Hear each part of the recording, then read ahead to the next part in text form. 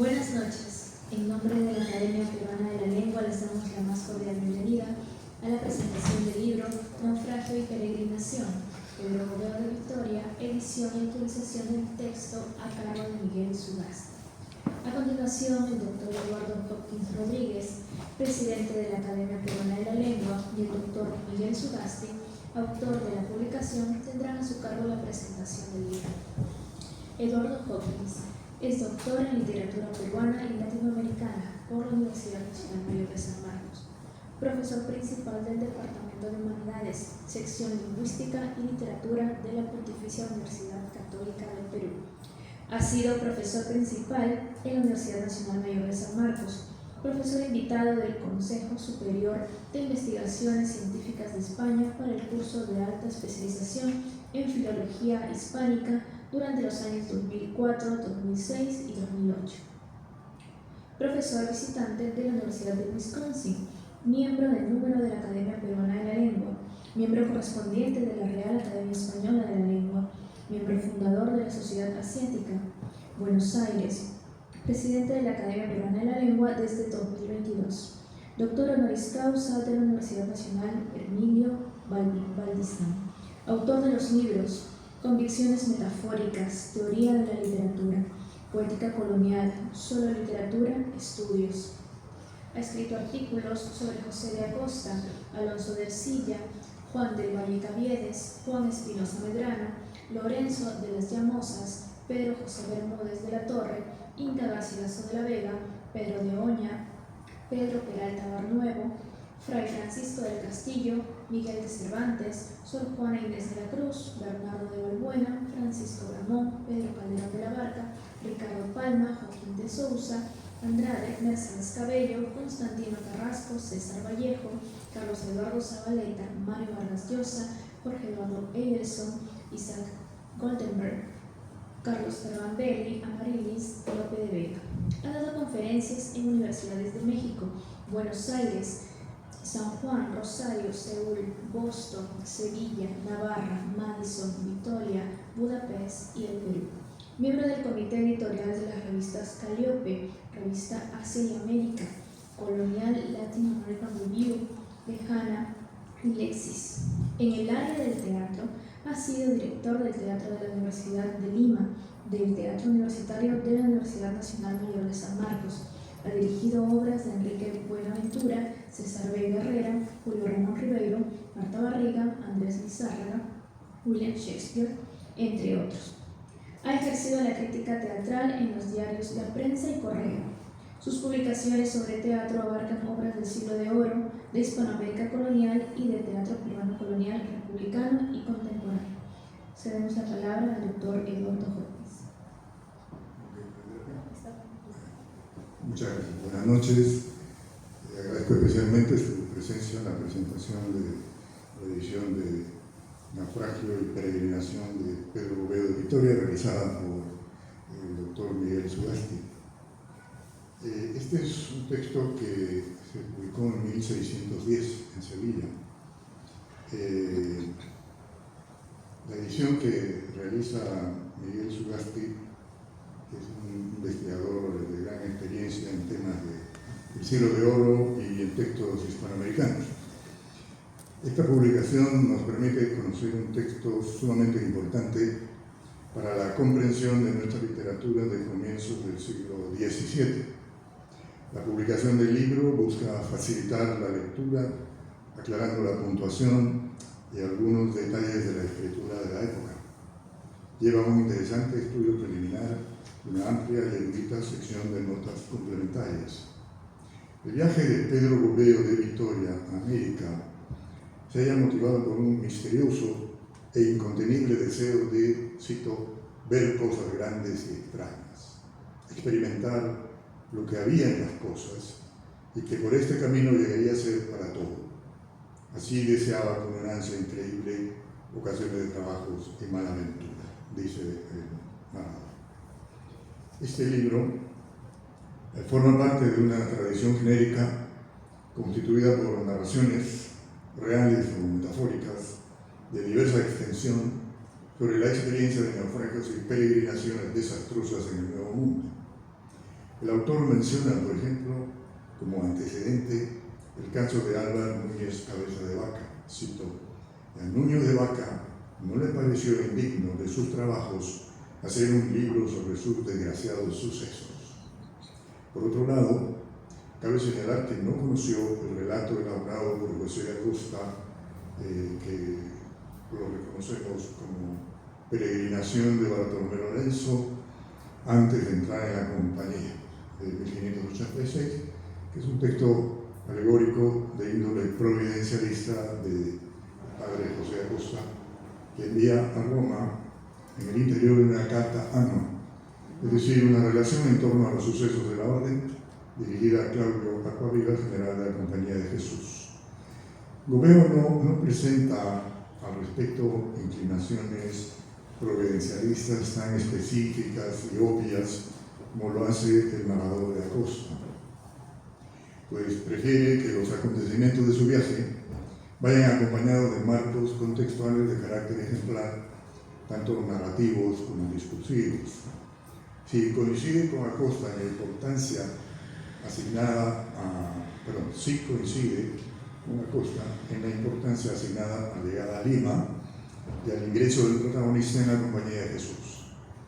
La conciencia providencialista de Gobeo se revela en el libro segundo cuando manifiesta, cito: Dios, que me guiaba donde yo no sabía, me alentaba entre estos miedos y congojas, de suerte que me parecía imposible no ser yo para tanto como el que más. Los subtítulos de los libros presentan una orientación en la que se puede observar la intención acerca de lo que viene enseguida, así como el señalamiento de temas providenciales y ejemplares. En el libro sexto, el epígrafe dice, cito: en que el sacerdote cuenta la vida de Santa Teotista, monja de Lesbos. Más específico, en lo relativo al tema providencialista, es el epígrafe del libro séptimo. Cito: en que se dice cómo maravillosamente envió Dios quien nos librase de aquel peligro y se prosigue viaje y trabajos. El relato de las aventuras de Pedro Gobeo incorpora en sus 8 libros varias instancias digresivas que incluyen la hagiografía de la citada Santa Teotista en el libro sexto y unos 13 discursos pronunciados por personajes en torno a temas ejemplares y religiosos.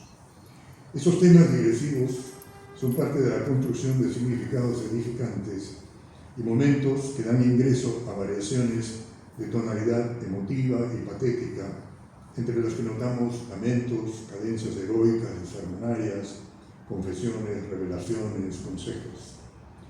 La licencia de impresión firmada por Pedro de Valencia, un importante intelectual de la época, define el libro de Gobeo como, cito: relación de ejemplos de paciencia y fortaleza en los trabajos y miserias humanas, con apacible entretenimiento.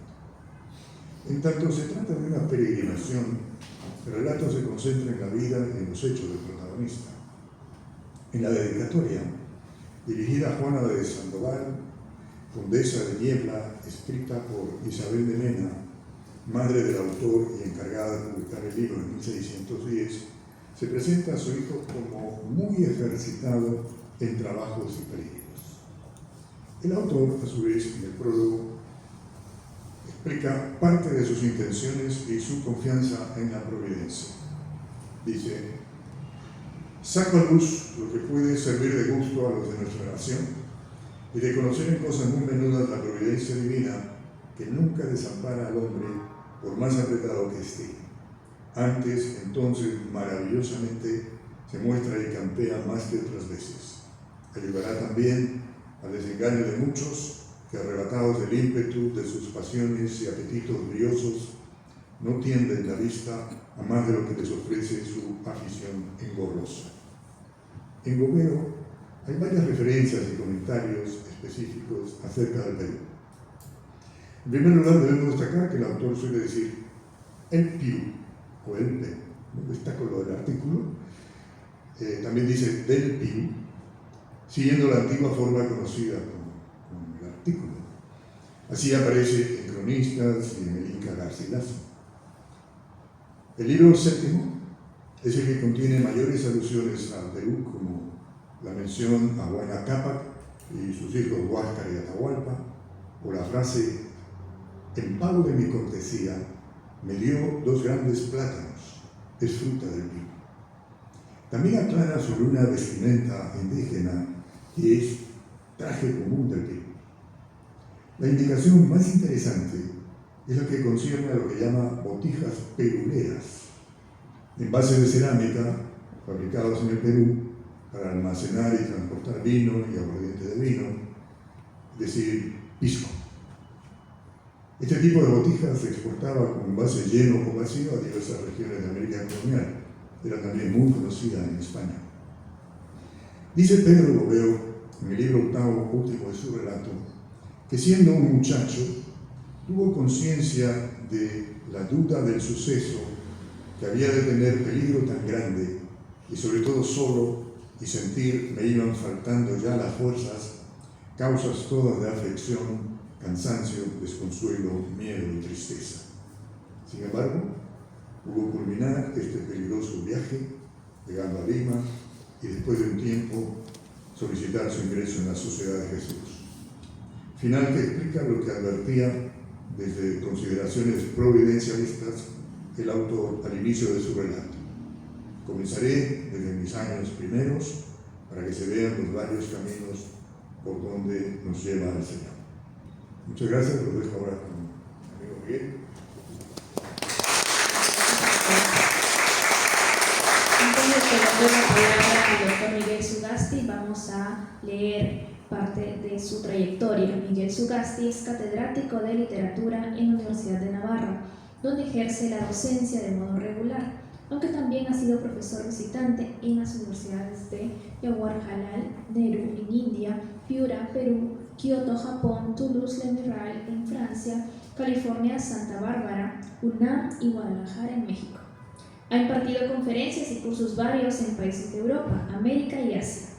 Ha publicado más de 40 libros y 2 centenares de artículos. En ellos se ha ocupado principalmente de autores como Tirso de Molina, Calderón de la Barca, Cervantes, Lope de Vega, Vélez de Guevara, Agustín Moreto, Alonso Remón, Juan Cortés de Tolosa, el padre Isla.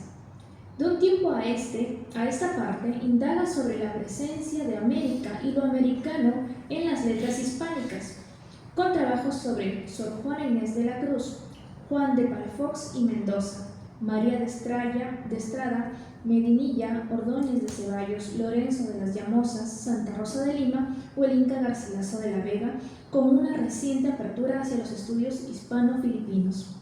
Ha teorizado sobre géneros literarios como la loa dramática, la novela histórica, el drama histórico y la comedia palatina. Le interesa en la edición de textos y el rescate de obras olvidadas o perdidas, que bien merecen una nueva oportunidad de acercarse a los lectores de hoy en día, según ocurre con El naufragio y peregrinación de Pedro Gobeo de Vitoria. Es coordinador y fundador de Trivium, grupo de investigación sobre teatro, literatura y cultura visual de la Universidad de Navarra, grupo en el que se desempeña como investigador principal de varios proyectos al alcance internacional. Dirige la colección de literatura hispánica de EUNSA, Ediciones Universidad de Navarra. Es miembro del consejo editorial de varias revistas académicas de ámbito internacional, así como investigador asociado del Instituto Rimagüero aquí en el Perú, el grupo Leliteane de la Universidad Nacional Autónoma de México y el Centro de Estudios Iberoamericanos Mario Benedetti. En 2018 fundó la red de investigadores sobre patrimonio cultural iberoamericano. Asimismo, ha participado como actor con la compañía de teatro semiprofesional La Contrañera. Así cedemos la palabra al doctor Miguel Sugasti. Bueno, muchas gracias por la presentación y, por supuesto, al Instituto Jorge Barnechea por la oportunidad que me abre, que me brinda, ¿no? Abriendo las puertas de este instituto. Y, como no, las palabras proemiales, prologales, previas de aquí del doctor Berto Joaquín Rodríguez, pues que nuestros caminos se cruzaron hace varias décadas y es un gusto, ¿no?, que sigamos todavía pues intercambiando intereses y, por qué no, también afinidades, ¿no?, de todo tipo, no solamente culturales, también vivenciales, ¿no?, y pueda tener este privilegio, este placer enorme de venir desde España. He aterrizado hoy, llevo unas horas aquí en Lima apenas, y a presentar este texto. Entonces, ¿qué tenemos aquí? El profesor, el doctor, ya nos ha anticipado parte de lo que contiene el libro. Y yo podría, puesto que estamos en Lima, en 2025, resumir este libro de la siguiente manera. Este libro contiene un viaje al Perú de un español del siglo XVI, la última década del siglo XVI, que él, años después, un viaje al Perú lleno de problemas de todo tipo. Fíjense el sustantivo que inaugura el título, naufragio. Ya no está diciendo muchas cosas, llamando naufragio el texto, pero que vivió para contarla. Ahí estoy tirando un poco de García Márquez, vivió para contarla. ¿Y dónde contó ese viaje al Perú? En Perú. O sea que es un libro que contiene un viaje al Perú que se escribió en Perú, estando viviendo en Perú. El viaje empezó el 27 de septiembre de 1593. Él nos da la fecha exacta. Este es un muchacho, Pedro Gobeo de Vitoria. No se preocupen si no han oído hablar nunca de él, porque nadie habíamos oído hablar prácticamente nunca de su existencia, ¿no? Y este tesoro estaba ahí olvidado, escondido en los anaqueles más profundos, recónditos de la geografía mundial. Es un desconocido, pero ya empezamos ahora ya a oír hablar un poquito más de él. Este es un muchacho que cuando parte en 1593 nos dice que no había aún cumplido los 15 años de edad. O sea, era un típico adolescente. Un adolescente de hoy que estaría pues, sin despegar la vista de su celular, etcétera, etcétera, o de sus redes sociales, pues él en aquel momento él había nacido en Sevilla, pero fíjense los apellidos de origen vasco. Gobeo de Vitoria, son de origen vasco porque su papá procedía de allí. Él ya había nacido en Sevilla, pero su papá procedía de Burgos y Vitoria, al norte de España, la zona Vitoria, en el País Vasco. Gobeo también es un topónimo vasco, es un apellido. Entonces, vive en Sevilla y por Sevilla pasaba todo el tráfico marítimo que venía a Indias, de España a Indias. Hay que ponerse en la última década del siglo XVI. Ya había muchos ecos de las riquezas del Pirú. Por supuesto, ahí está Sotopoche, está Potosí, la plata de Potosí y muchas cosas más, muchos reclamos más. Pero interesa ver el afán, eso ya lo ha resaltado ahora el profesor en la presentación, el afán inquieto, curioso, de un español que para nada pertenece a ninguna familia que menesterosa, que los Gobeos de Vitoria, una familia de media nobleza en Sevilla, o sea que no viaja por necesidad vital, no se embarca a Indias por necesidad vital, sino por el llamado, el reclamo de la aventura. Él no menciona nunca el enriquecimiento, pero seguro que late por ahí la cosa también. Pero sobre todo el afán de conocer el mundo y ¿a dónde? Al nuevo mundo. El muchacho nació y se educó en Sevilla. Entonces, el reclamo de India, el llamado de las Indias era brutal, exagerado. Y siendo tan joven, se enrola en una galera para venirse, con harto disgusto de su mamá, por supuesto. Él declara que en esta fecha de 1593 ya era huérfano. Pero cuando le da a su mamá la noticia, le informa de que le pide permiso, le pide su bendición para embarcarse hacia Indias, bueno, en esa serie de discursos que veo que os has contado, yo no lo he dicho 13 veces, una serie de discursos en primera persona que él transcribe, Los dos primeros pertenecen a su mamá, que a punto de desmayarse cuando ve que ese muchachuelo se le va de las manos, y al final no le puede prohibir viajar. Y prácticamente se despiden pues como eran antes, para siempre, ¿no? Adiós, pues igual no te vuelvo a ver en mi vida.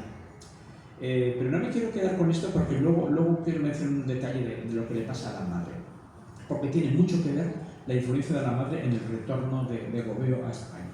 Entonces él se enrola en una galera para venirse aquí a América, a ver las Américas, a conocer el mundo, etcétera, etcétera. Y en principio la travesía del Atlántico pues no tenía por qué tener mayores problemas, y en apenas un mes y medio de navegación ya han salido de Sevilla, primero van por el río Guadalquivir a Sanlúcar de Barrameda, allí ya donde las flotas partían ya hacia la ruta de Indias, de Sanlúcar de Barrameda en la costa ya atlántica de España. Lo primero que tocan es, ya pasan por la zona de lo que hoy es el Canal de las Yeguas, lo que hoy es la zona de Marruecos, y la primera noche de navegación tiene una enorme tormenta, y él se da cuenta de la gran diferencia que hay entre leer cosas sobre aventuras y vivirlas en tu propio pellejo, donde se encomiendan prácticamente todos a una muerte casi segura en los senos que van a hundirse en el seno del océano, pero sobreviven. La primera noche ya tiene ese primer golpe. Después, muy rápidamente, menciona que tocan en Canarias, hacen la aguada la última vez, o sea que toman agua dulce, etcétera, etcétera, y parten ya desde allí hasta la costa de América en una travesía que viene a durar entre 25 y 30 días. Y el primer lugar que llegan, tocan Matiría, tocan varias islas, y acaban en Isla Margarita, tocan en Isla Margarita, que pertenece a Venezuela, que se llama así Isla Margarita. En latín, Margarita significa perla, por la pesquería de perlas que había. Entonces, era una isla muy rica, con pesquería de perlas, o sea, buceando en apnea, ¿verdad? Los buzos se sumergían a sacar las perlas con el animal, y entonces, puesto que era una isla tan rica, era objeto codicioso de los piratas, y allí le está acechando un primer pirata escocés, un corsario escocés, y la galera española que viajaba se apresta a luchar contra el pirata escocés. Entonces, Pedro Gobeo, como he dicho, era un adolescente, ya interviene en el primer hecho de armas. Es una batalla que está perfectamente registrada por los historiadores, que se conoce perfectamente, y hasta ahora pues carecíamos de una información en primera persona por uno de los participantes en esa batalla, como es Pedro Gobeo. Hubo bastantes bajas españolas, 25 personas murieron en esa batalla, y el pirata escocés, con la nave muy maltratada, que tuvo que huir, y salió de allí, y llega después a Inglaterra, vuelve a Inglaterra, digamos, sin los honores de habiendo sufrido una derrota, ¿no? por los españoles. La aventura todavía no ha empezado prácticamente, porque llevaríamos apenas un mes y medio de navegación. Cuando él llega a Cartagena de Indias, que es donde paraba la flota en principio, después le invitan a que se quede en Cartagena de Indias. Él se niega, quiere pasar al Pacífico, entonces suben hasta Panamá en la navegación. Allí cambia de orilla, por el río Chagres, olvídense del canal de Panamá, que no existía, por supuesto, pero pasa por el Istmo, y allí es cuando busca una forma de enrolarse en alguna nave que le lleve al Pirú, en lugar de las míticas riquezas, aventuras, en fin, el sueño de cualquier aventurero español. Ya estamos en la última década del siglo XVI, o sea, el periodo de las conquistas, las luchas entre pizarros, almagros, las guerras civiles ya habían pasado, pero sí estaba Potosí estaba en plena producción, la Villa Imperial, ya todo el proceso de minería, etcétera, etcétera. Y entonces, cuando se enrola en un barco, la primera meta que tienen es el puerto de Manta. O sea, desde Portobelo, de Panamá van a Manta. Hoy está en Ecuador. Está en Ecuador. Entonces, Perú era entonces, pues ya saben, cuando hablan de Perú, el virreinato del Perú, pues era toda la parte conocida de la actual Sudamérica, costa pacífica. Él dice que se enrola en un navichuelo, textualmente, una nave pequeña, comercial, y navega muy mal, navega fatal la nave, y en 2 meses de temporales, etcétera, etcétera, no hay manera de que avance. Y llega un momento, el momento clave del libro, el momento en que el piloto de la nave les dice que hay sobrepeso, que no puede avanzar, no puede navegar. Estamos en 1594 y yo me pregunto si sería posible saber si este fenómeno del niño, la niña, algo así, si podía regularizarse ese año. O sea, de la manera que él dice cómo llovía, las tormentas en ese año, la nave no podía avanzar. Además de la sobrecarga, no podía con los elementos. Y el piloto de la nave dice: yo sé que estamos a unas pocas leguas, a 3 días en camino, a 3 días caminando del puerto de Manta. Era el primer puerto fijo asentado del Perú.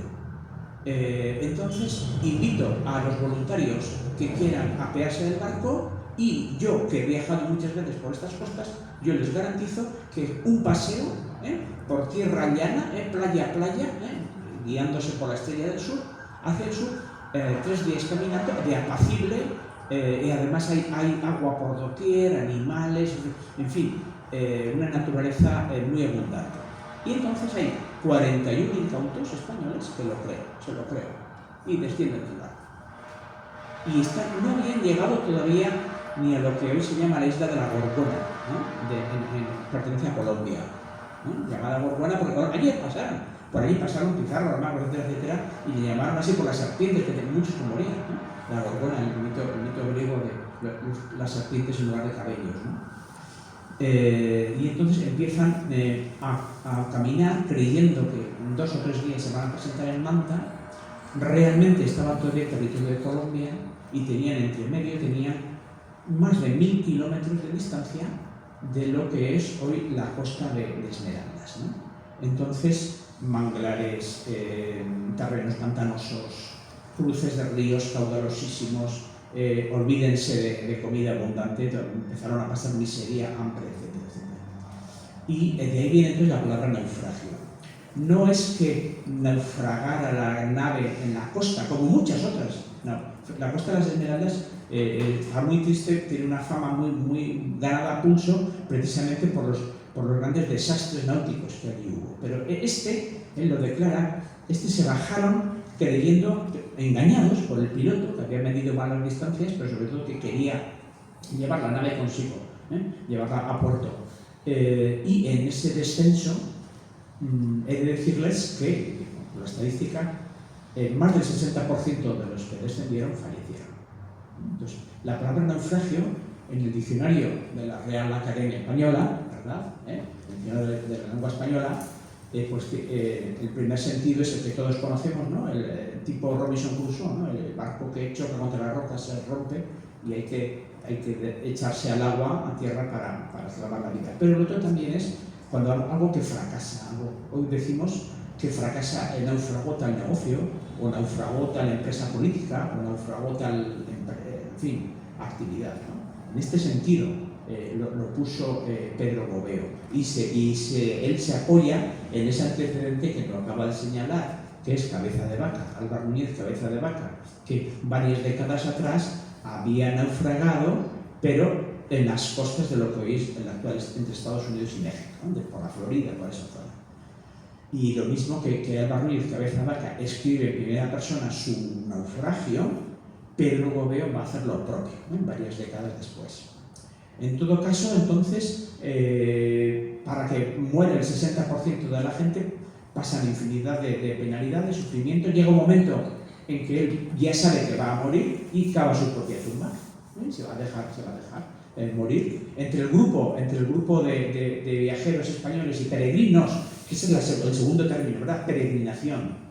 eso que lo hacen a pie. Entre ese grupo de peregrinos hay un sacerdote y les va dando la extrema unción a unos y otros mientras van muriendo, o también el consuelo el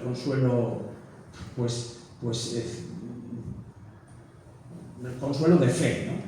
Y espiritual. Cuando peor están las cosas, cuando más se están ahogando, hay un momento que están cruzando los ríos Cojímíes, y es cuando ya creen que de ahí no van a sobrevivir, ya se van a ahogar. No hay manera, hay unas isletas, se dice que hay unas isletas en la desembocadura de los Cojímíes, y ahí van a fallecer. Y hay mapas de la época donde se ve perfectamente, en los ríos Cojímíes, se ve perfectamente la existencia de esas isletas. Y es cuando pues ya hacen una confesión general y se prestan para morir. Entonces, en ese momento clave, ¿cómo se salvan? ¿Qué ocurre? Pues que los temores más profundos que podía llevar un viajero español en ese momento eran encontrarte con indígenas y encontrarte con caníbales. ¿Y quiénes estaban habitando en ese momento en la Costa de las Esmeraldas? Pues estaban habitando los distintos clanes de negros, zambos o zambaigos, capitaneados por Alonso de Illescas o por otro hay varios que eran supervivientes a naufragios previos que había habido en esas costas. Imagínense una nave llena de españoles que naufraga y que lleva esclavos, que trae esclavos, mano negra, africana, al Perú, y que naufragan las costas de esta selva de las Esmeraldas. ¿Quiénes piensan ustedes que sobreviven? Pues precisamente los que estaban habituados a vivir en ese ámbito natural, selvático. Entonces, esta serie de esclavos que encuentran la libertad gracias a los desastres y a los naufragios, se asientan en distintos palenques en la costa del Perú, en la costa de Esmeraldas. Para ellos entonces era Perú. Hoy pertenece a Ecuador, pero entonces era Perú. Y ellos en unas grandes barcazas encuentran a los últimos ya casi semi-ahogados españoles y los rescatan. Cuando los españoles medio podían sospechar que iban a ser carnaza en los calderos, ¿verdad?, de la alimentación de estos negros, que ellos dicen, Dios mío, parecían diablos, porque iban como tatuados, llevaban muchísimos adornos de oro, eran riquísimos, porque llevaban todos sus collares, en zarcillos que les atravesaban las narices, etcétera, etcétera, etcétera, ¿no? Se pintaban de distintos colores, los mencionan, y ellos los salvaron, ¿no? Porque estos esclavos que hostigaban bastante bueno, sobrevivían. Primero estos descendientes de esclavos primero lucharon para tener un asentamiento territorial con los naturales, con los indios nativos de la zona, y después con los aventureros españoles o soldados que circulaban por allí. O sea, se hicieron fuertes y mantuvieron allá una serie de asentamientos muy poderosos, hasta que fueron unas hostilidades que duraron varias décadas, esas hostilidades, hasta que llegó pues un español que tenía un poco de sentido de la realidad, que era de la audiencia, Juan del Barrio de Sepúlveda. Y entonces Juan del Barrio de Sepúlveda hizo lo siguiente, esa vieja táctica bélica: si no puedes vencer a tu enemigo, únete con él. Entonces les propone, con la aquiescencia de la corona, les propone a estos negros, con palenques asentados en la bahía de Atacames, en la bahía de Esmeraldas, etcétera, etcétera, les propone en distintas áreas que ayuden a los náufragos que deambulen por allí, a condición de que no van a ser hostigados por la corona española y que les van a reconocer como gobernadores. Y así es, así les reconocen. Y tenemos un famosísimo cuadro de los negros de Esmeraldas en el Museo del Prado. Bueno, ahora está en el Museo de América, pero realmente pertenece al Museo del Prado, con un retrato de unos de estos, de tres, de un clan, de los Arobe, de uno del otro clan, que ayudan llegan a este pacto, a este entente cordial con la corona, que dura, es un equilibrio un tanto inestable, pero dura bastantes décadas. Y en ese momento, exactamente en ese momento, aparece por ahí Pedro Gobio de Vitoria, con el muchacho, con el resto de españoles supervivientes. Y son rescatados por estos. les salvan la vida. Cuando ellos creían que podían estar en el punto final, en el extremo final, él no llega a mencionar realmente nunca que se sentía ya alimento de ellos, pero vamos, lo ve como un demonio, dice un diablo, un demonio, Dios mío, aquí termina todo. Y no fue así, fue justo lo contrario. Esta es nuestra lección de vida, ¿no? Cuando la mentalidad europea piensa que ya es tu magno enemigo, que te va a matar, es justo lo contrario. Y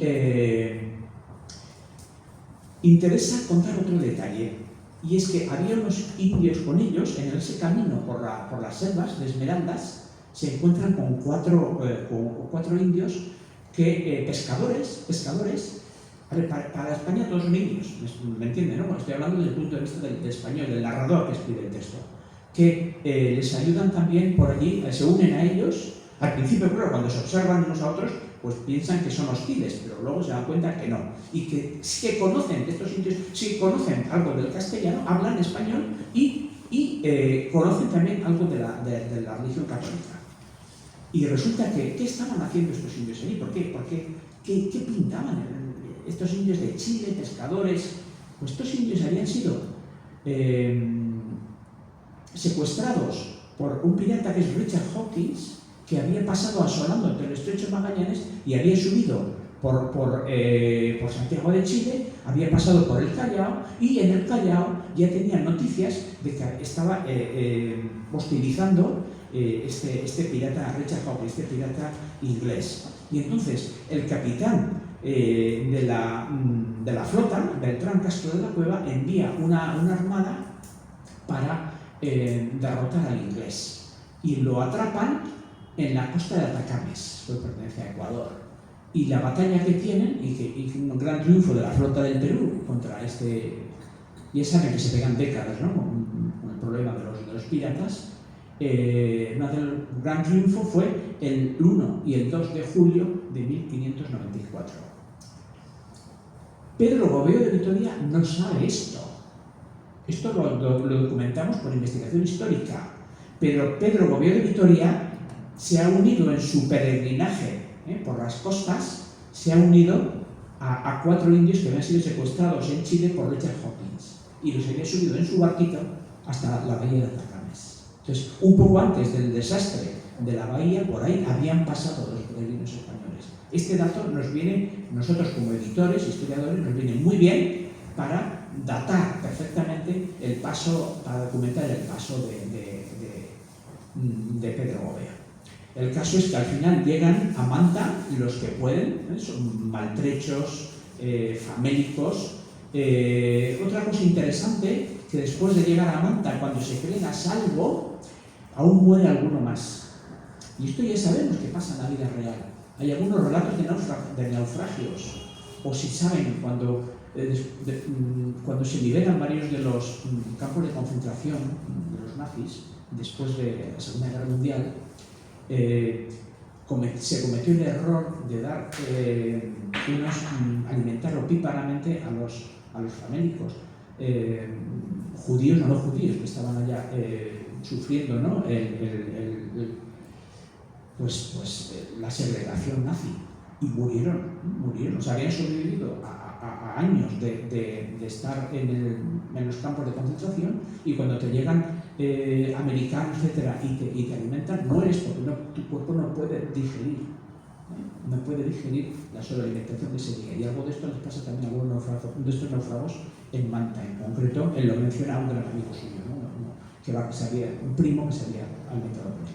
Entonces Pedro Gobeo sobrevive y definitivamente acaba llegando a Lima.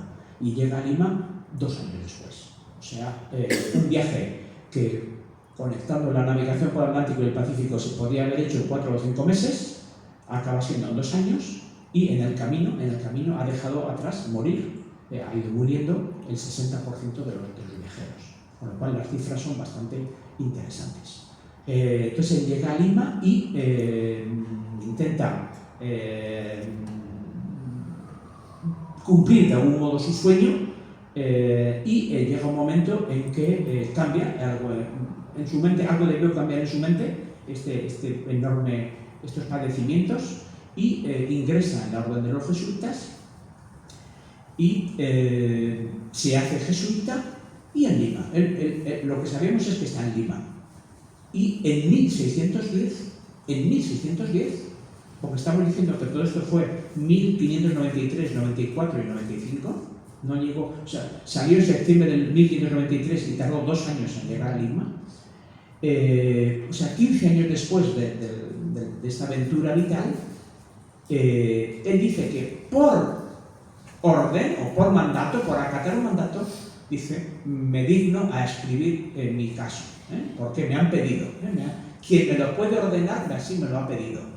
Y escribe el relato del naufragio y peregrinación en Lima.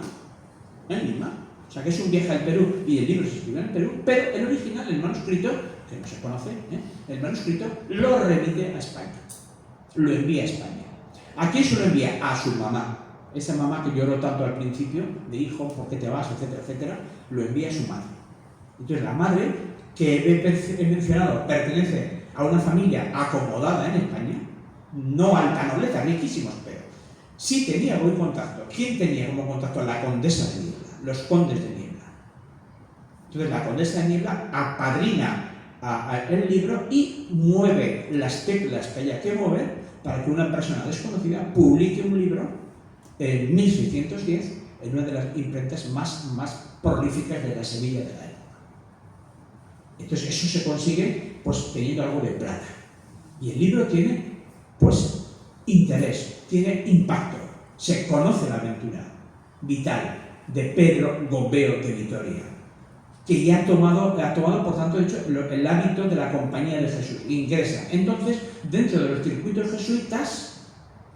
En 1622 se publica una versión abreviada de la naufragio de peregrinación en alemán, en Alemania, en Ingolstadt.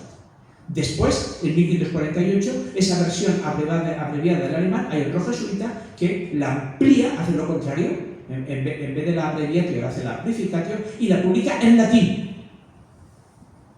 Y entre medias, el libro español de 1610, no sabemos por qué, yo todavía no sé por qué, el libro de 1610 empieza a ser desconocido.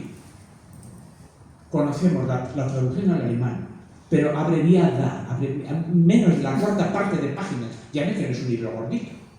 Y aquí está el libro suyo y además están las notas a pie de página y el prólogo. Fíjense. Entonces, lo de alemán es una muy breve, muy delgadita, también a latín. Pero, ¿dónde está? ¿Qué está pasando con el libro en español? Es un auténtico misterio. No se le conoce por ningún sitio. Este autor no entra en la bibliografía, no entra en el canon. No se conoce. De los varios naufragios que había por la época, pues Pedro Lorenzo, lo menciona Inca Garcilaso, ¿no? Tenemos alguno más, el que te he mencionado, de Acosta, y que además has trabajado en eso. En fin, en este autor. Pero Pedro Serrano, Bartolomé, me he confundido, es Pedro Serrano y Bartolomé Lorenzo, he hecho un cruce entre ellos dos, contado por Acosta, Pedro Serrano contado por Inca Garcilaso, Álvaro Núñez Cabeza de Vaca y, eso sí, está Gonzalo Fernández de Oviedo, la historia general cronista de Indias, que escribió 50 libros, y el libro último y 50, el último, sobre infortunios y naufragios, y hace un elenco de infortunios y naufragios. Pero no teníamos un libro escrito en primera persona sobre América, de naufragios. Teníamos América del Sur, sí, teníamos de Cabeza de Vaca, ahora tenemos uno por un protagonista. ¿Dónde está ese libro? Un gran misterio, un gran vacío bibliográfico que para mí es muy difícil todavía entender. Porque, señores, solo hay un ejemplar en el mundo, hoy por hoy, registrado.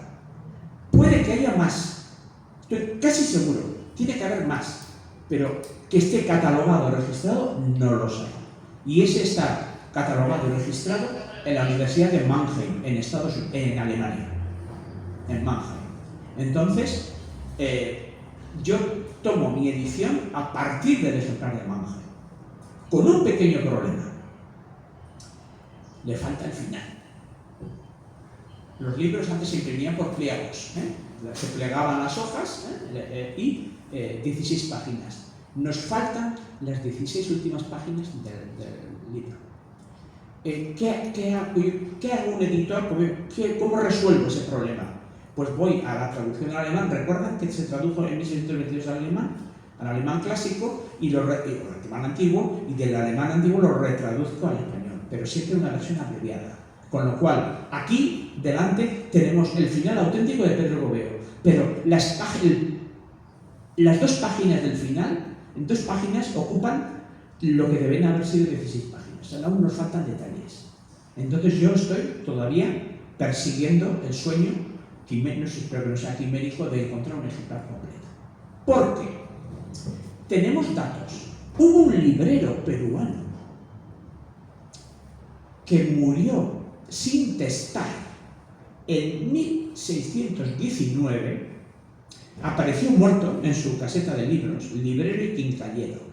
Vendía de todo, grabados, estampas y libros. Y entonces, como murió sin testar, se hace un inventario de sus posesiones, y para pagar a deudores. Y lo sobrante se enviaba a su familia, el dinero a su familia. Y en ese inventario, 1619, aparecen en Lima 45 ejemplares del naufragio y peregrinación de Pedro Gobeo de Vitoria. Oigan, ninguno, es que no ha sobrevivido ninguno. Y hay otro lote de otro librero que envía 9 ejemplares a Concepción, en Chile. O sea, el libro llegó a América. El naufragio y peregrinación de Pedro Gobeo de Vitoria llegó a América, quiero decir, a principios del siglo XVII, entre 1610 y 1620. Ahí tengo esas 2 referencias documentales. Están en el Archivo General de Indias, estos inventarios de librerías, ¿no?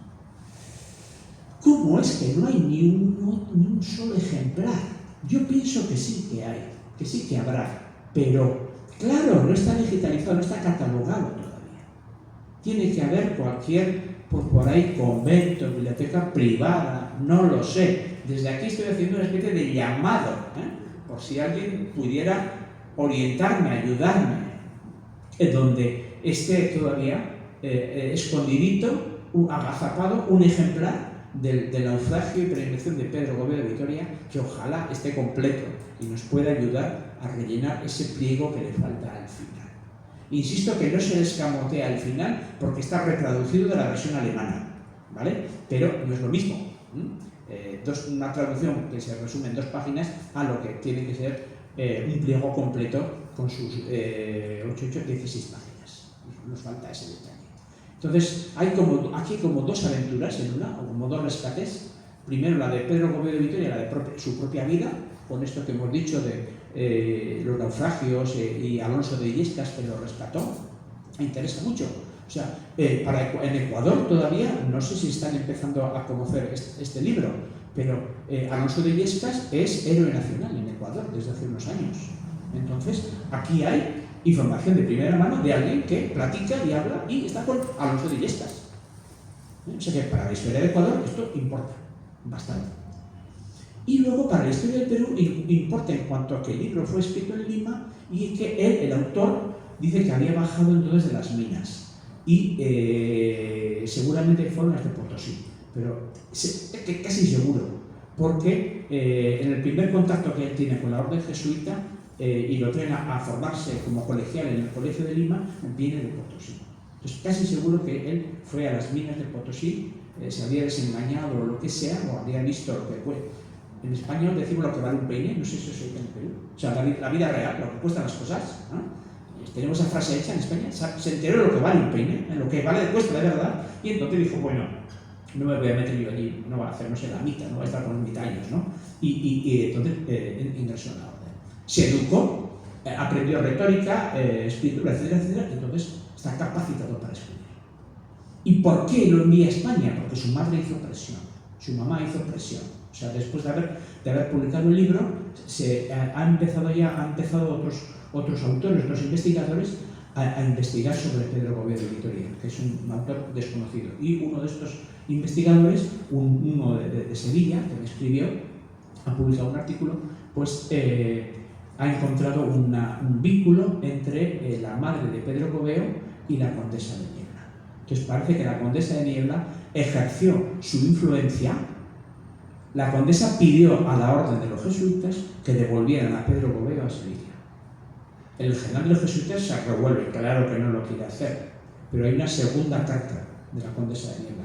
Los condes de Niebla eran los patrocinadores de un colegio de la compañía en España. No le pueden decir que no dos veces. Y Pedro Coveo retorna a Sevilla. En 1620. Y su libro ya está circulando por allí. Y luego muere en Sevilla. Pero pasan 2 décadas en Perú. Y en esas 2 décadas escribe el libro. En esas 2 décadas que está. Y el libro luego vuelve impreso al Perú. Pero todavía estamos a la caza, a la búsqueda de algún ejemplar. Entonces, no sé, para un investigador no es fácil, no crean que es fácil. Pues he estado en la biblioteca de los Mercedarios en Cusco, que tiene una biblioteca prácticamente sin catalogarte. Lo que puedes en 1 hora, 2 horas que te dejan revolver libros, pues es imposible contarlo. Sabemos el tamaño del libro, el tamaño octavo menor, o sea que era un libro pequeñito de bolsillo. Seguro que salta en cualquier biblioteca más inesperada, ha de saltar alguno de estos 45 ejemplares que estuvieron aquí. Es muy raro que todos hayan desaparecido. Es probable, o sea, es posible, perdón, pero no probable, no lo veo probable. Más bien creo que sí. Ahora que se conoce, cuando no sabes ni que existe, no lo buscas. Pero ahora que sabemos que existe este libro y que circuló por aquí, ahora sí que es objeto de búsqueda, codiciado. Entonces, ojalá apareciera por algún lado, ojalá alguien dé el hallazgo, lo notifique, publique lo que le dé la gana, pero me deje a mí leer las últimas páginas y yo pueda completar el final de este libro. Y espero no haberles, creo que con esto he llegado al final de la presentación, espero no haberles aburrido en exceso, pero por supuesto que si quieren comentar detalles, preguntar, es el momento. Estoy abierto a lo que ustedes quieran.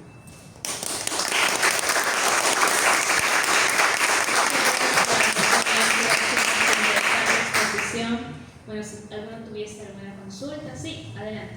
Buenas noches, qué interesante, apasionante, la verdad, ¿no? Es prácticamente un Robinson Crusoe. Es que es mucho mejor con Robinson Crusoe. No, naturalmente, porque Robinson Crusoe sigue siendo una novelización, basado en un naufragio real, pero ni siquiera fue Alexander Selkirk y lo narra Daniel Defoe. En este está escrito en primera persona por un auténtico naufragio. Y muy joven, ¿verdad? Sí. ¿Qué se sabe de él retornando a Sevilla, ¿no? Sí. 20 años después, tuvo familia. No, fíjese que era jesuita, pero entonces retorna a Sevilla y desde el momento que con la carta de influencia de la condesa de Niebla consigue torcer la mano a la Compañía de Jesús, no quería que los misioneros que venían a América regresasen a España, porque era como un fracaso, se podía ver como un fracaso. Y el momento que Pedro Coveo consigue con la madre de la condesa de Niebla forzar el regreso, el retorno, tiene enormes problemas con la Compañía de Jesús en España. Pedro Coveo.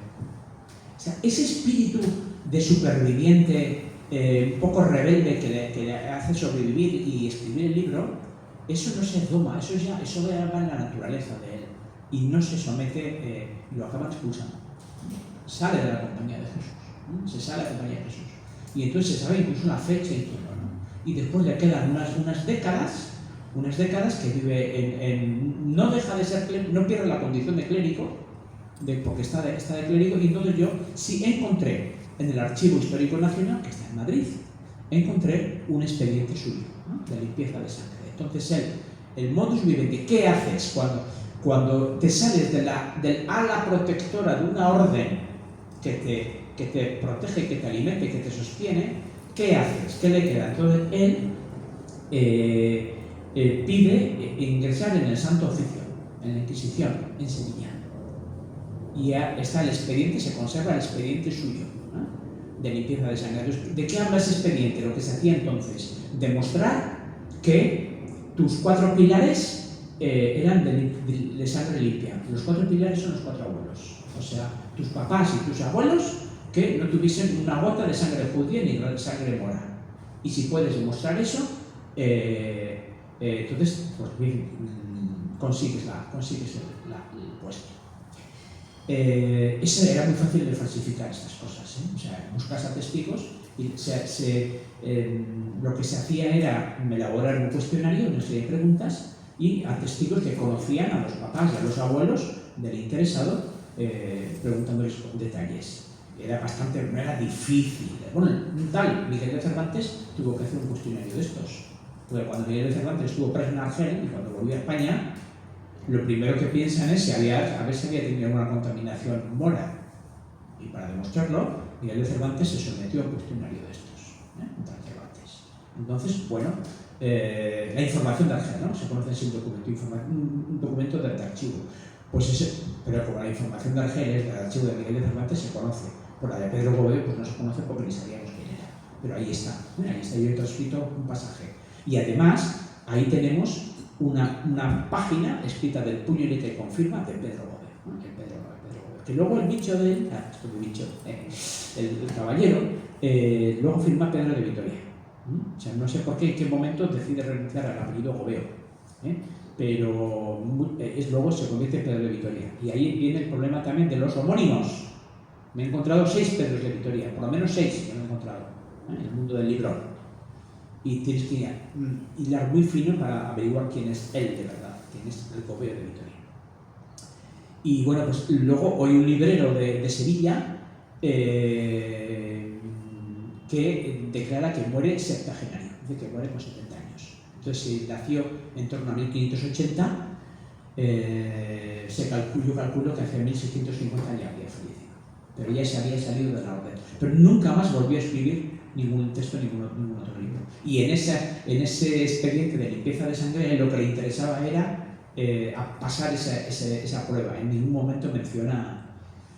lo que interesa en ese expediente es la limpieza de sangre. No menciona que ha escrito el libro de en los 80 folios de apretada letra procesal durísima de leer y de palografiar, pues no se menciona ni una sola palabra sobre el libro, la verdad. Bien, muchas gracias. ¿Alguien más desea hacer una otra consulta o comentario? Sí, adelante. A mí me llama la atención la edad de Pedro Gobeo y yo quería preguntar si hay información sobre, tal vez estadística, ¿no? Sobre cuál podría ser la edad promedio de los aventureros que venían de España a América, si dentro de ese contexto la edad de 15 años podría ser excepcional o tal vez habitual. Y esta pregunta yo la conecto con otras sospechas que pudieran asomar, ¿no? Como por ejemplo, si es una edad extraordinaria, inhabitual, podría dar pie a sospechas de novelización, porque hay muchos pasajes que son algo novelescos.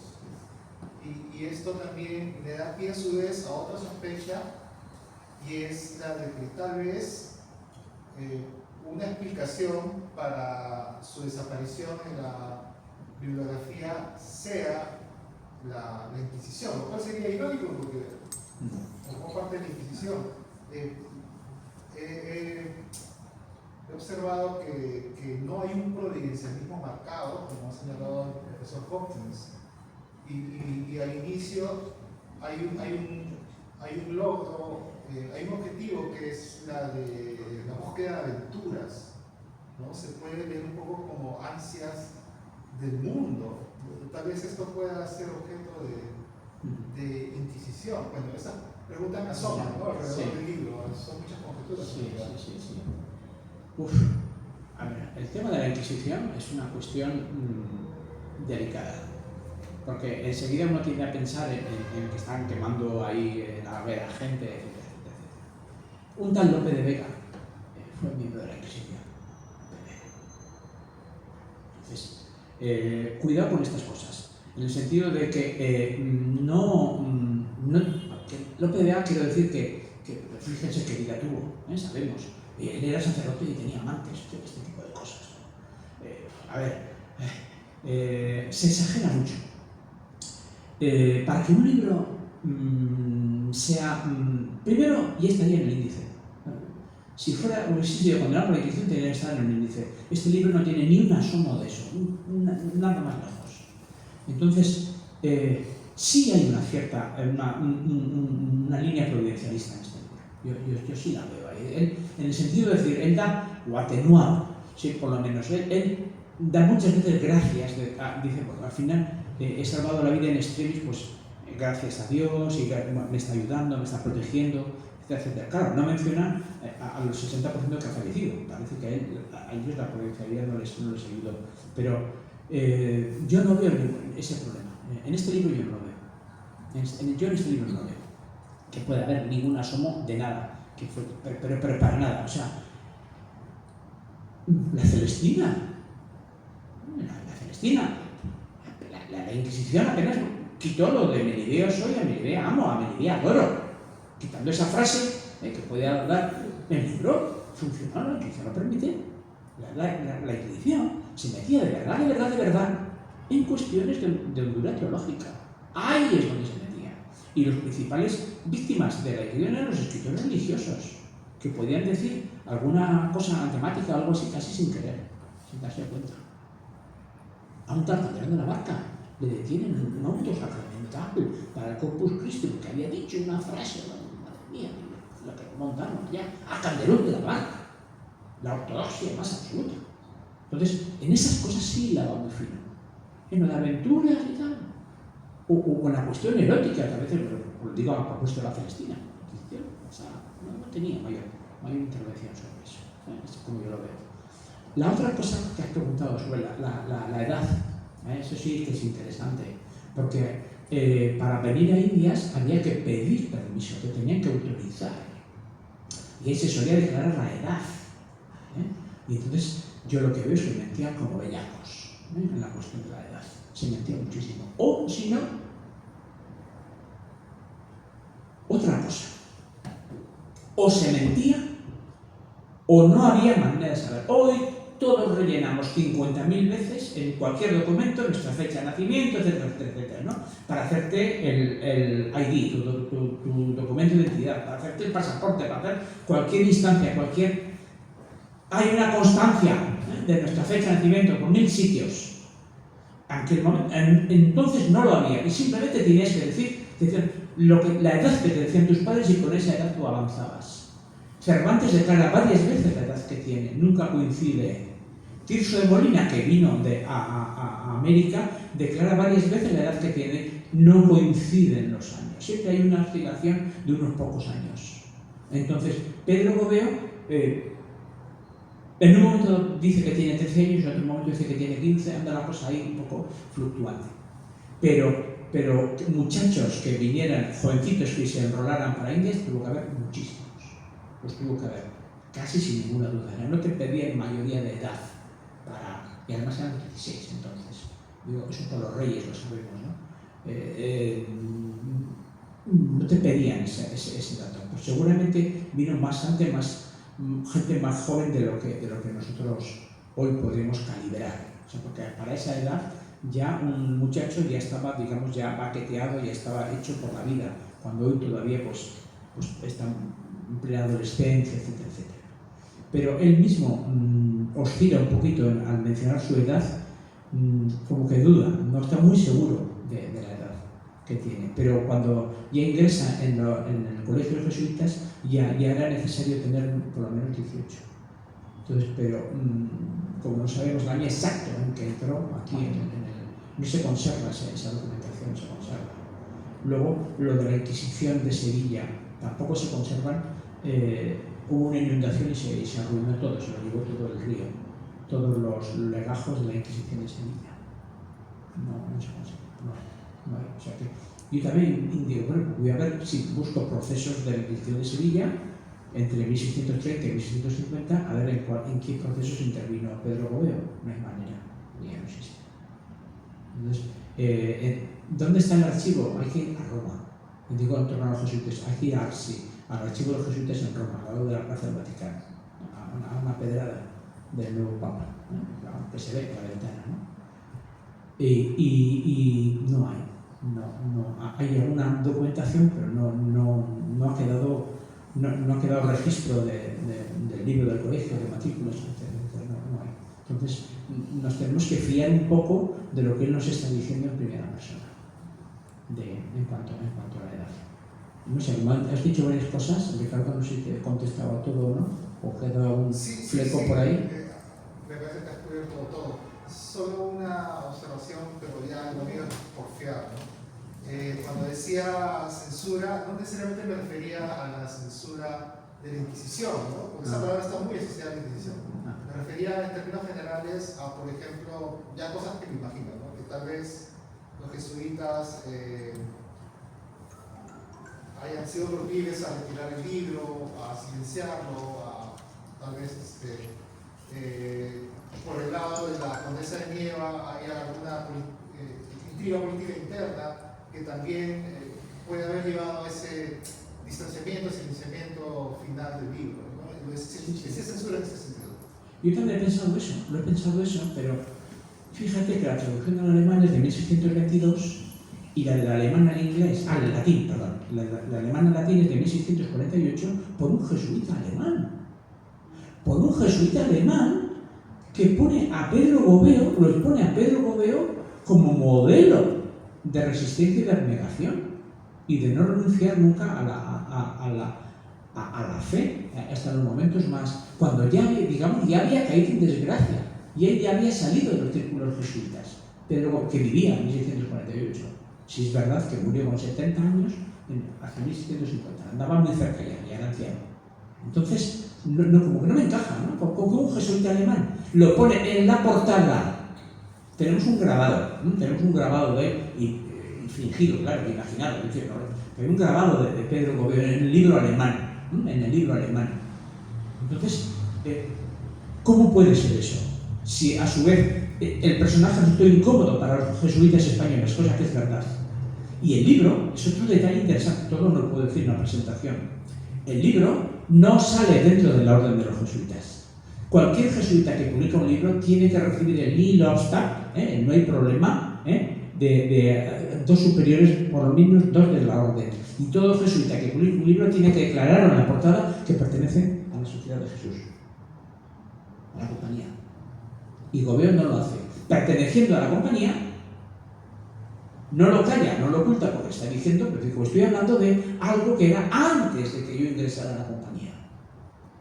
Y como el libro lo publica con la palanca de la condesa de Niebla, eso desde luego que no gustó a los jesuitas de Perú. Eso no hay ninguna duda. Pero tanto como para secuestrar el libro, si es que luego veíamos que circulaba por aquí. Los libreros tenían cajones con 45 libros del libro, o sea, del naufragio. Bueno, a ver, esta edición es de hace 2 años. Ahora salió en junio de 2023. Entonces, ha pasado de ser un absoluto desconocido a ser un poco conocido. O sea, habrá gente, yo sigo investigando, pero hasta donde puedo, pero habrá gente que investigue y encuentre cosas. Ahora sabiendo de su existencia, ya se puede investigar, ya se puede rastrear su nombre por un sitio o por otro, por un tipo de documentación. Y quiero decir que estoy abierto, que seguramente habrá algún hallazgo más en torno a él, que nos ilumine un poco más sobre su devenir vital, pero que todavía no lo sabemos todo.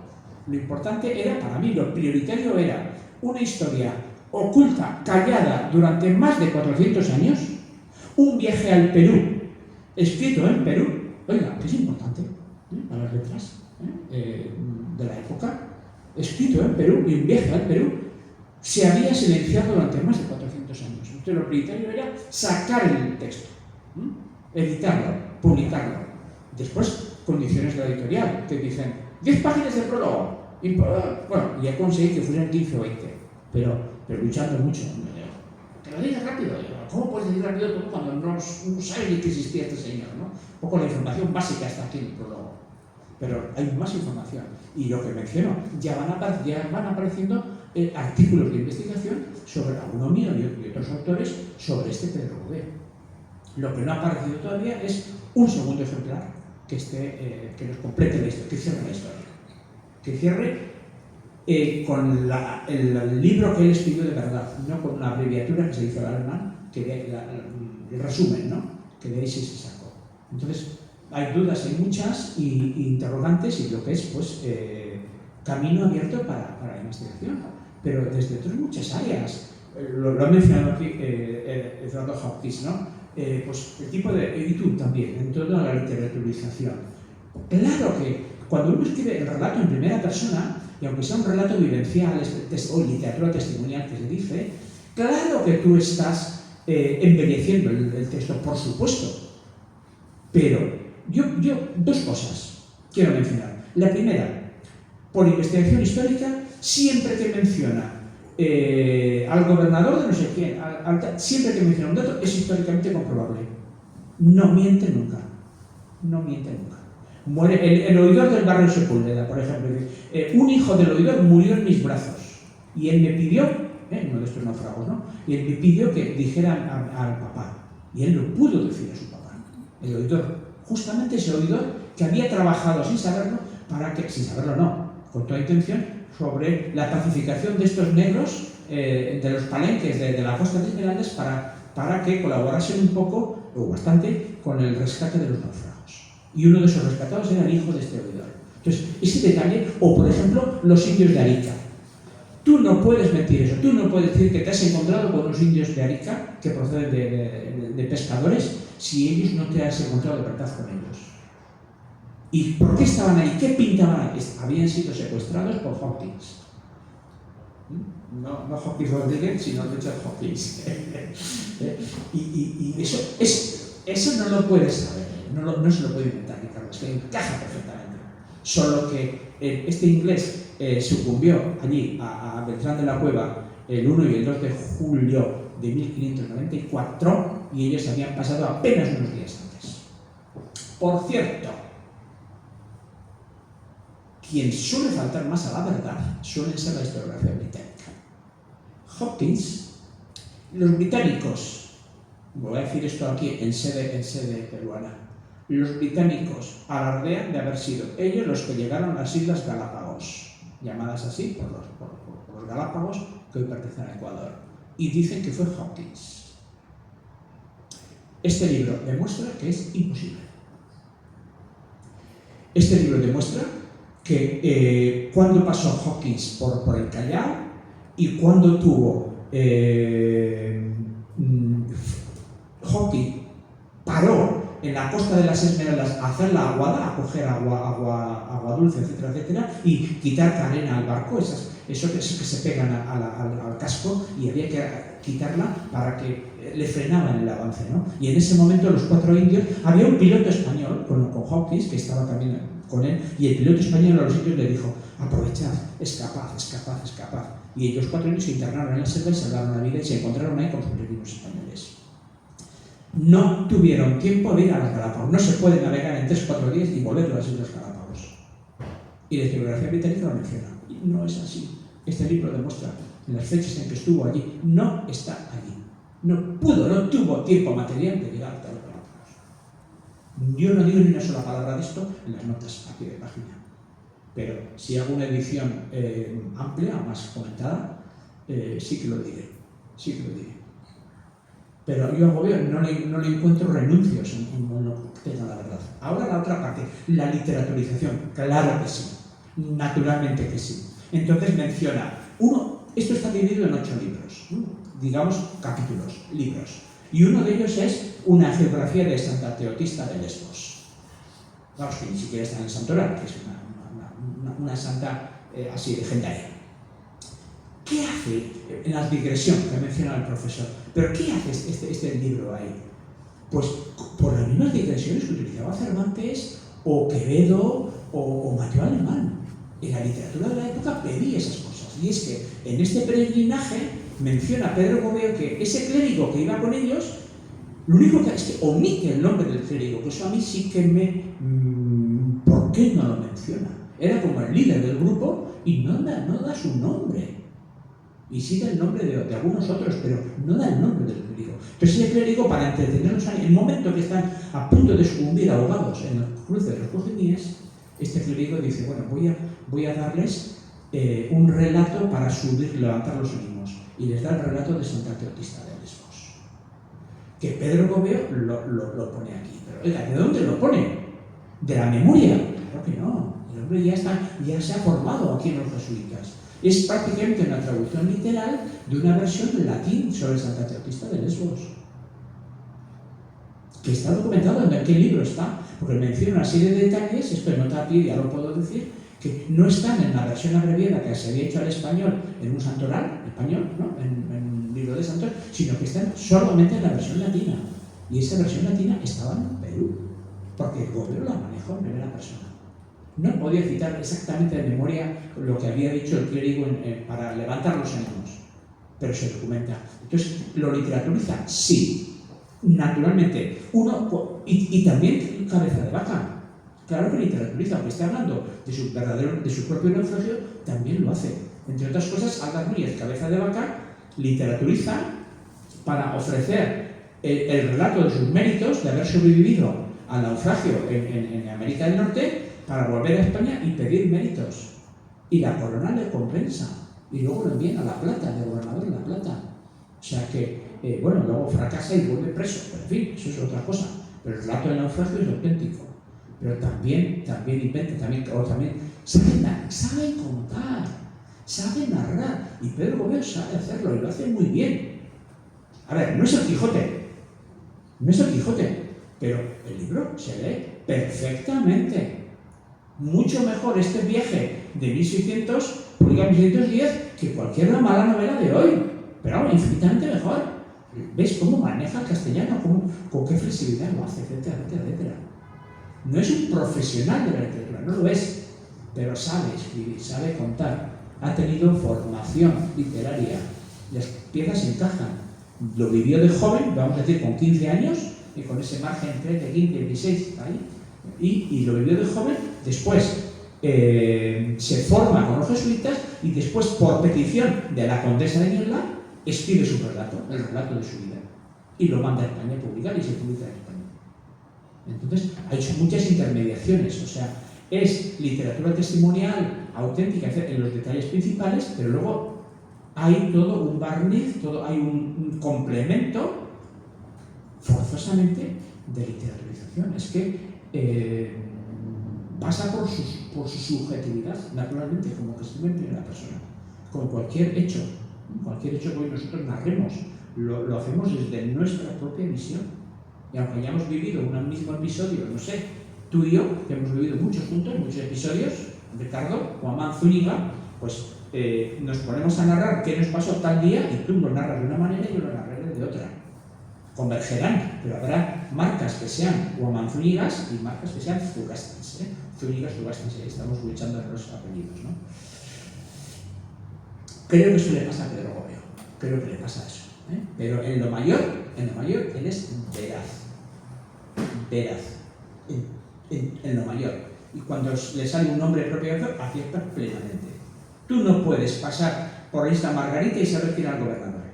Si en ese momento que cambiaban, en ese momento, tú no te lo puedes inventar. No puedes ir a Wikipedia para verlo en ese momento. Lo sabes porque pasaste y hablaste con él. Por eso lo sabes y lo mencionas. O cuando menciona lo del capitán de la galera, etcétera. Otro detalle, lo he dicho tan de pasada que parece, va en una galera. Yo les confieso a ustedes que cuando edité este libro, pues no me detuve, pues vale, galera, una galera. Hasta que me voy enterando después por bibliografía que era muy raro que una galera pasara de España a América. Era muy raro. Carabela sí, urcas, distintas, pero galeras, arremos con los presos o galeotes remando, muy pocas. Es que están hasta numeradas, las pocas que había, y esta es una de ellas. Menciona varias veces a los forzados, a los remeros que están ahí.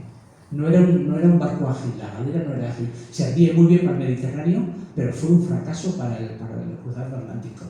Y en el Pacífico se construyeron unas pocas galeras, aquí en Lima, en Callao, y enseguida se dejaron de construir. No eran funcionales. Se optó por otro tipo de navegación. Entonces yo, humilde profesor de literatura, en fin, que con cuestiones náuticas, pues sabes lo justo, pero te tienes que ir formando. Entonces, Pues si ahora hiciera, o cuando haga una segunda edición de esto, anotaré mejor lo de galera. Yo daba por sentado galera, por supuesto, todo el mundo sabe que es una galera, sí, pero en el Mediterráneo, no en el Atlántico o en el Pacífico. Entonces son pequeños detalles que uno va desgranando poco a poco, ¿no?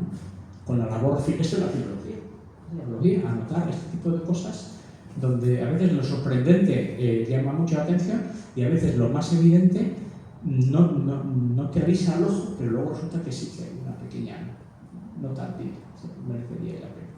Creo que es Loma Millén el que tiene el artículo sobre las galeras.